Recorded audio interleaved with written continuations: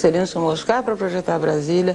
Oscar quis fazer só os edifícios, os projetos de arquitetura, e sugeriu o concurso, né? Então, ele não ia entrar. Mas, na época, era o assunto, né, que rolava e tal. E acontece que, no fim de 1956, nós fomos aos Estados Unidos, meu pai, minha irmã e eu, a convite de uma escola de design de Nova York chamada Parsons School of Design, que ia comemorar uma coisa qualquer. E nós voltamos de navio, que a gente é de uma época que teve esse privilégio de viajar de navio, né? E aí o Lúcio ficou 12 dias no meio do Oceano Atlântico, sem assunto, e com Brasília rolando, né? Então Brasília começou a ser concebida em pleno Oceano Atlântico, né? Com o horizonte igualzinho de Brasília, né? De 360 graus. Eu não pretendia concorrer inicialmente. Eu só comecei a fazer o trabalho já no meio, faltava pouco menos tempo. Eu tive uma ideia, foi essa ideia, e achei conveniente expor a ideia, dar essa planta. O Dr. Lúcio tinha feito uma planta na escala de 1 para 25 mil,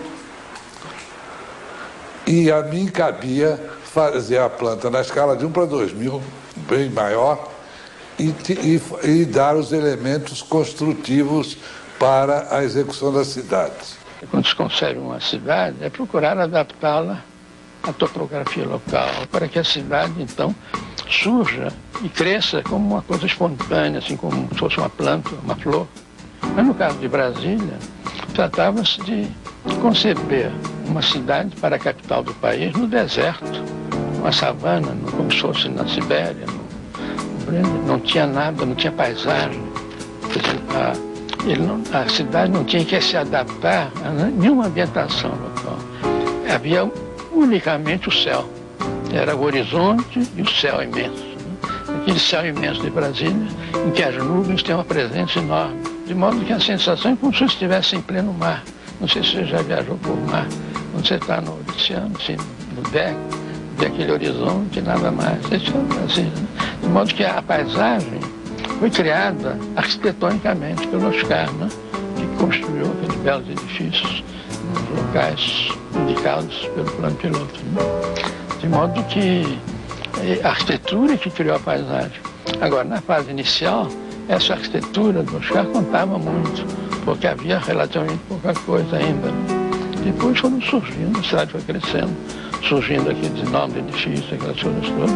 E essa estrutura inicial, de que ele tem saudade, com certeza, como todos que participaram disso, foi bastante envolvida pelo conjunto das construções. Uma das bobagens que se dizia é que o projeto era sumário. Projeto sumário, coisa nenhuma. O projeto tinha tudo lá. Era só saber ler. Evidentemente, se eu fechasse os olhos, eu não viria nada. Mas se eu abrisse os olhos e lesse, eu li. E vou dizer uma coisa, não li mais do que 2 ou 3 vezes o relatório. É verdade que eu estava familiarizado com a linguagem do Dr. Lúcio, com o gosto do Dr. Lúcio e com as coisas do Dr. Lúcio. Eu, afinal, aprendi com ele. Brasília não é propriamente um plano, compreende? Brasília é um projeto urbano que tinha que ser nítido, que tinha que ser legível e tinha, além de assumir essa coisa de ter uma cara própria e diferenciada, ela tinha que ter uma cara bacana, uma cara de gente grande, mesmo quando ela era... Eu digo muito que Brasília é que nem uma roupa de adulto, que você bota um bebê dentro, sabe? E o bebê vai crescendo e vai enchendo aquela roupa. Como você tinha que introduzir um modo de viver cotidiano diferente também das cidades tradicionais. Ele pegou as referências que ele quis, onde ele quis. Então, ele tinha que criar digamos, uma forma de convivência urbana diferente da tradicional, mas, ao mesmo tempo, que as pessoas se sentissem à vontade. Com o tempo, ela vai mostrar que é uma cidade humanizada, uma cidade feita para o homem, para uma vida decente.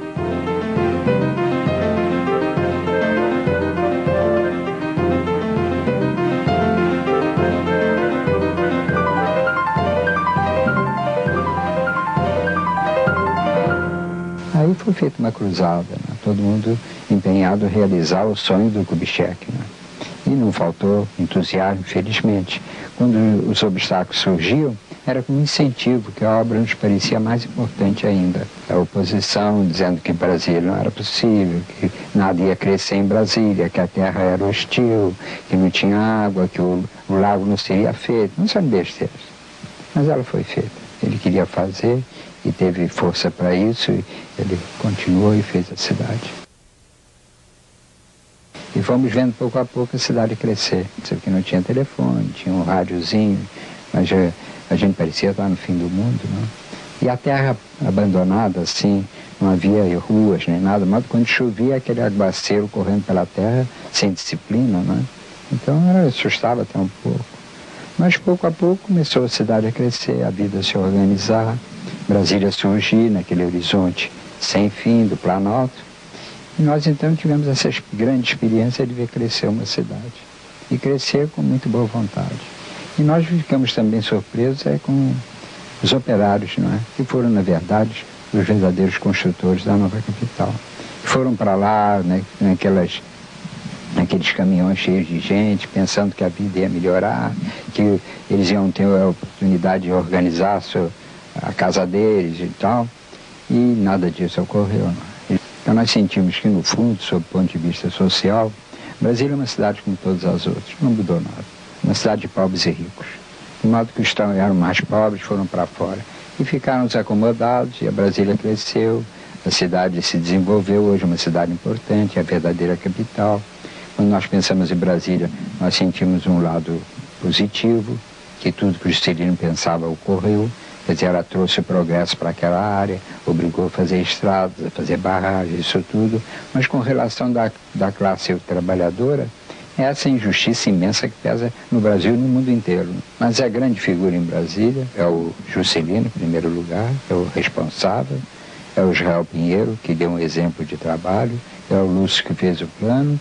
São os trabalhadores, milhares de trabalhadores, que foram para lá como se a terra da promissão os convocasse e serão mais pobres ainda, porque o mundo é mal dividido. O plano foi uma âncora, uma marca de gado que o Juscelino botou no sertão, para deixar o rastro da sua passagem, entendeu? Olha, eu estive aqui, eu fiz isso e o Brasil está entrando para dentro. Eu quero deixar isso gravado no chão.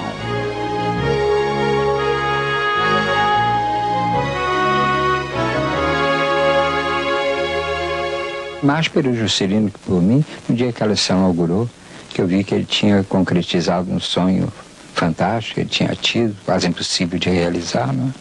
De modo que por esse amigo eu me senti também muito satisfeito.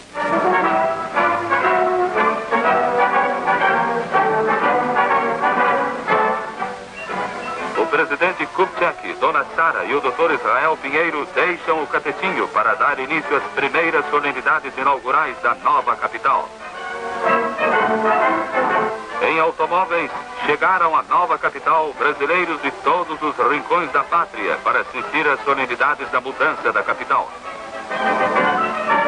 O autor e realizador da nova CAP chegam à Praça dos Três Poderes, onde o povo os esperava. Grande era o júbilo da multidão. O Dr. Juscelino Kubitschek dificilmente consegue chegar ao balcão da Praça dos Três Poderes. Estavam presentes governadores, ministros de Estado e altas autoridades da República. O presidente Juscelino e o Dr. Israel Pinheiro e João Goulart dirigem-se à tribuna. Ao receber as chaves de Brasília, disse o chefe da nação: esqueçamos as dificuldades passadas e saibamos contemplar o futuro glorioso que Brasília simboliza com tamanha evidência, de forma viva, decisiva e concreta.